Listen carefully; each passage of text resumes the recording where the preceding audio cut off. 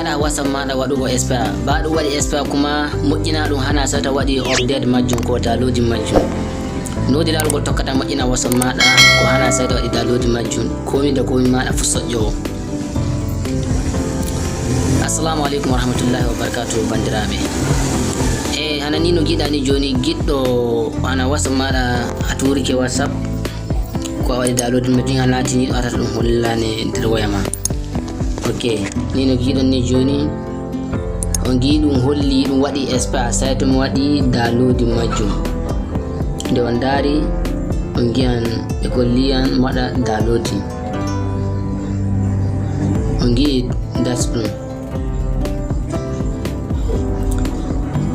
on gi date ɗum October 23 2021 waɗi expire. Joni dole ɓe kolli sai mi waɗi download majjum. To joni no gaɗan min watta matta download majjum kuma ɗum soƴƴo mi gollira ɗum no mi hiɗiri. Sai garen nati nder settings, waɗa nati nder settings sai gara use network nata ɗum ko bo jaha natira ton nder setting yasi waya maɗa.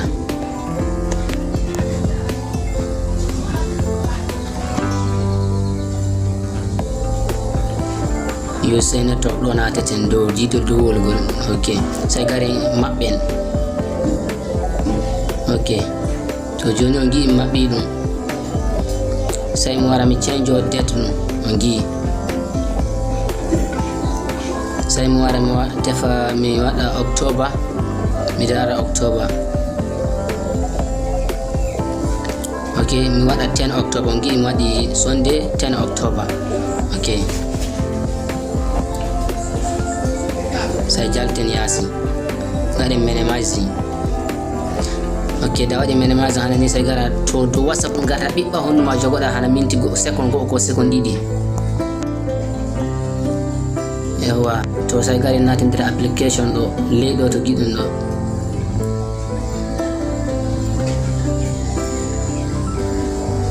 App info kenan. Ok, sai gari ndaden storage jiɗo tataɓol nder waya. Ok, sai gari mojen ɗo to giɗen ɗo kuko ɗiɗo koko fu en gara meme dow makko gi ɗum holli en delete ayi ɗo fu gari meme. Ok, ok, to joni en iddi date majjum fu sai gari en minimize burtoɗen.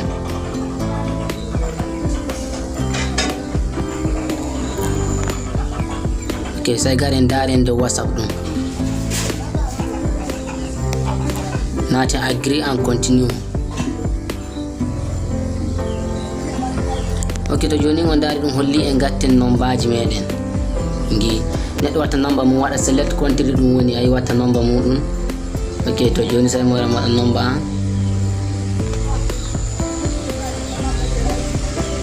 to accu waɗa number heɓa mi holla on.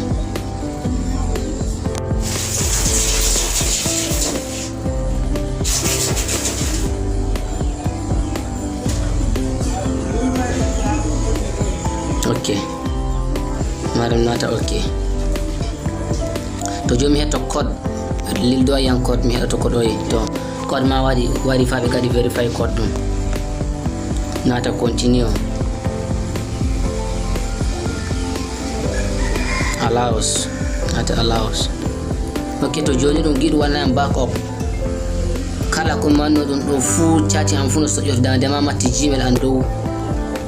Ok, on gi joni whatsapp ɗum soƴƴoke ko hana mi lildi na mi waɗi download majjum ma mi waɗi update majjum. On gi joni on gi ɗum Sunday October 10. To joni sai garen jehen bailen date ɗum korren nono ɗum wonirno. Ok, garen ley naten korren ɗum dow network jonkay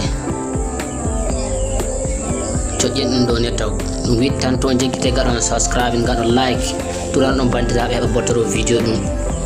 Ok, to joni on gi mi waɗi date ɗum mi yaha mi change date ɗum hota dow no ɗum wontirno. Wassalamu alaikum.